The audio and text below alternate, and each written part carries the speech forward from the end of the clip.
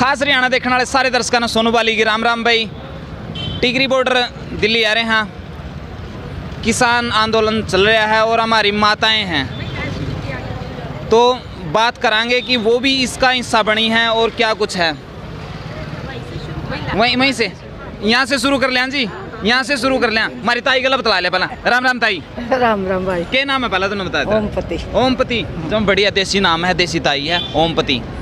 तो ताई ओमपति ने बता, किसान आंदोलन में हिस्सा लेने खातर आप आए हो, तो आपने क्या लगा है? बहुत अच्छा लगा, इसके लिए हम तय दिल तक तैयार हैं। तैयार हो? बिल्कुल तैयार। तो वैसे आपका मन में इस तरह का विचार आया कि भाई किसानों का साथ देना चाहिए? बिल्कुल देना चाहिए, किसान हम भी हैं, किसानों का साथ हमें नहीं देगा तो कौन देगा, हम देंगे। यानी कि ताई ओमपति भी किसान है? बिल्कुल किसान है। बिल्कुल। मजदूर करें, जब किसानों के हम मजदूरी करते हैं तो हम उनके किसान हैं ना, तो हम इसके लिए तय दिल से तैयार हैं। ठीक है। राम राम जी। राम राम। अपना परिचय दे दो एक बार। मैं क्रैच वर्कर यूनियन की राज्य महासचिव पूजा राठी। पूजा राठी हाँ जी। जी। तो पूजा राठी जी, किसानों के ऊपर आज का दिन काफ़ी अत्याचार हो रहे हैं, क्योंकि पिपड़ी में भी लाठीचार्ज होया है, सिरसा में भी इनके ऊपर लाठीचार्ज होया था और यहाँ पे भी आने से मना कर दिया था, क्योंकि जगह जगह बैरिकेटिंग करी गई थी, उसके बावजूद भी ये यहाँ तक पहुँचे हैं।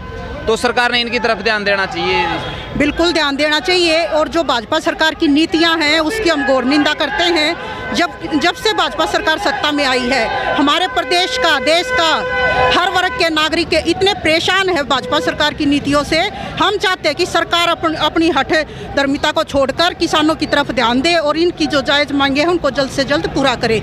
जो कोरोना काल को जिस तरह भाजपा सरकार ने अवसर में बदला है उसकी भी हम निंदा करते हैं, क्योंकि एक तरफ तो देश कोरोना से जूझ रहा था, इतनी मतलब बच्चों की नौकरियां जा रही थी, कारोबार ठप हो गए थे, सब कुछ मतलब एक उससे अर्थव्यवस्था बिल्कुल डाउन हो गई थी। और जो हमारी भाजपा सरकार है वो इसका फ़ायदा उठाते हुए पूंजीपतियों का साथ दे रही है।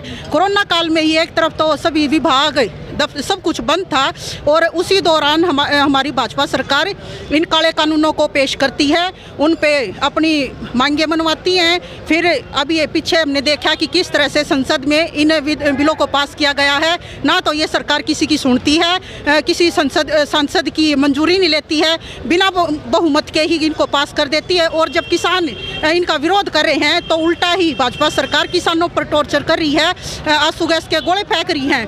ये कहाँ का न्याय है? जब किसी के ऊपर अत्याचार होता है वो आवाज़ उठाएगा, और ये हरियाणा प्रदेश का, पंजाब का किसान है, ये इस तरह हार नहीं मानेगा। जब तक ये आंदोलन चलेगा, जब तक हमारी भाजपा सरकार है, हमारे जो मोदी जी हैं इन काले कानूनों को वापस नहीं ले लेते, हमारे किसानों के पक्ष में नहीं आ जाते, और हम देश के हर नागरिक से, चाहे वो जवान है, चाहे वो किसी भी फील्ड में काम करता है, हम सबसे यही आग्रह करते हैं कि वो हमारे किसानों के साथ आए, इनका साथ दे, चाहे वो थोड़ी से थोड़ी किसी भी स्थिति में इनकी हेल्प कर सकते हैं, और चाहे घर हो, कैसे भी हो, हमारी महिलाएं किसानों के साथ है, इस आंदोलन में पूरा भाग ले रही हैं। और हम यही चाहते हैं कि सरकार जल्द से जल्द इनको अमल में लाए। एक तो ठंड इतनी बढ़ती जा रही है, इतनी ठंड में भी हमारे देश का किसान हार नहीं मानेगा और बाकी बातें हमारे साथ ही रखेंगे। राम, आप नहीं बोलते जी? क्यों? आप तो नाम बताओ जी आप। हाँ। नाम क्या जी आपका? मेरा शीला काद्यान है। शीला काद्यान, या ताई शीला काद्यान है। पहचान लो, किसान आंदोलन में आ रही है। जब भी इतिहास लिखा जाएगा तो आपका नाम भी उसमें आवेगा, क्योंकि यह रिकॉर्डिंग बन गई है। जब भी जंग जीतेंगे नहीं तो निकालेंगे, शीला काद्यान भी मैं ही थी। तो जो आप यहाँ पे आए हो, हरियाणा और पंजाब के जो किसान इकट्ठे हैं, तो इनका भाईचारा देख कर आपने कैसा लगे? बहुत अच्छा लगा। अरे आना चाहिए, सब ने आना चाहिए, घर में कहीं नहीं बैठना चाहिए, चाहे नुकसान हो चाहे फायदा हो। खेती में नुकसान तो होना लग रहा है, क्यों फसल छोड़ कर आ रहे हैं। गेहूँ बोने थे, गेहूँ बोने थे, किसान काटने थे, कुछ करना था, हैं अच्छा सब कुछ छोड़ कर अराड़ा आ रहे हैं। और क्या कह रहे हैं, अब 200 में लोग आयुष मारी है, कोई नहीं अपनी मर्जी तो आ रही है और अपने दुख में आ रही है। अब ये 3 कानून उल्टे वापस क्यों नहीं लेते? राम राम जी, आप अपना परिचय दे दीजिए। मेरा नाम जगमती सांगवान, हम जनवादी महिला समिति की तरफ से किसान मजदूर और किसान महिलाएं जो हैं आज किसानों के आंदोलन का समर्थन करने यहाँ पे पहुंचे हैं। परसों सिंघू बॉर्डर भी गए थे, उससे पहले 26 को हमने गिरफ्तारियां भी दी थी। और हम ये महसूस करते हैं कि किसानों की मांग बिल्कुल जायज़ है और सरकार जो हठ धर्मिता कर रही है उसको छोड़ के आज जो 3 बजे बातचीत है उसके अंदर ये तीनों कृषि विरोधी कानून जो है वापस लेने का उनको फैसला दे देना चाहिए देश को। और अगर वो किसानों को इस कड़ाके की सर्दी में ये सोचते हो कि यहाँ सड़कों पे इनको परेशान करते रहेंगे, ये देश बर्दाश्त नहीं करेगा। और आज की अगर ये वार्ता विफल करते हैं तो अभी तो 3 रास्ते बंद हैं, आने वाले दिनों में दूसरे 2 नेशनल हाईवे जो हैं उनको भी बंद किया जाएगा।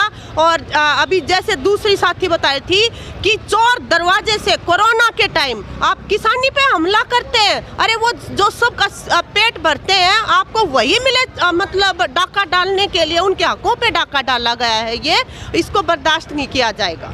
धन्यवाद जी। नमस्कार जी। नमस्कार, परिचय दे दो एक बार। मैं राजकुमारी दहिया, जनवादी महिला समिति रोहतक की जिला प्रधान। और एक और कह रहे हैं नहीं जी कि जो ये आंदोलन कर रहे हैं ये विपक्ष के बरगलाए हुए हैं, बकाए हुए हैं और ये अपनी मर्जी से नहीं आए हैं, इनको वैसे तो फायदा हो रहा है लेकिन इनको विपक्ष बका रहा है। ये सारी बकवास है और मोदी सरकार जितनी झूठ बोलती है आज तक मेरे ख्याल से किसी ने इतनी झूठ नहीं बोली होगी लोगों के सामने।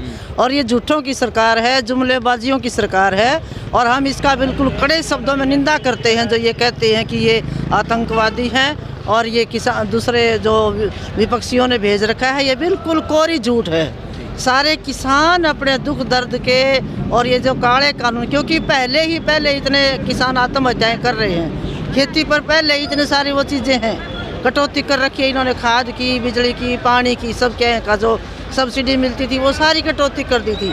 लेकिन ये जो 3 काले कानून लेके आए हैं, इन कानूनों का तो एक ही मकसद है कि किसान बचा हुआ है इस देश का, जो इस देश को संभाल रहा है और उसको भी खत्म करना चाहते हैं। उसको ख़त्म करना चाहते हैं। क्योंकि ये जो कोरोना के काल में किसान ही था जिसने मजदूर को सबको बचाया, रोटी दी, नहीं तो सारे रास्ते बंद हो गए थे।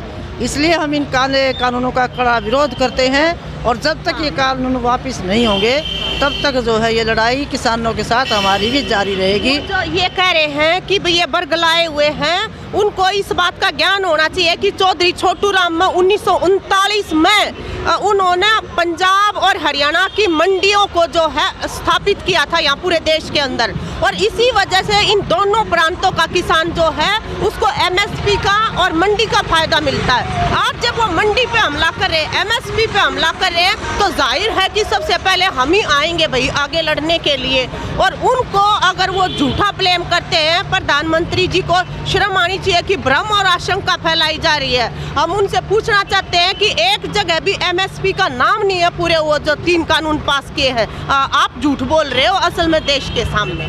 नमस्कार जी। तो पहले अपना परिचय दे दो एक बार। मेरा नाम होशियारी देवी है और मैं जनवादी महिला समिति की मेंबर हूँ और रोहतक से हम आए हैं, किसानों के समर्थन में आए हैं।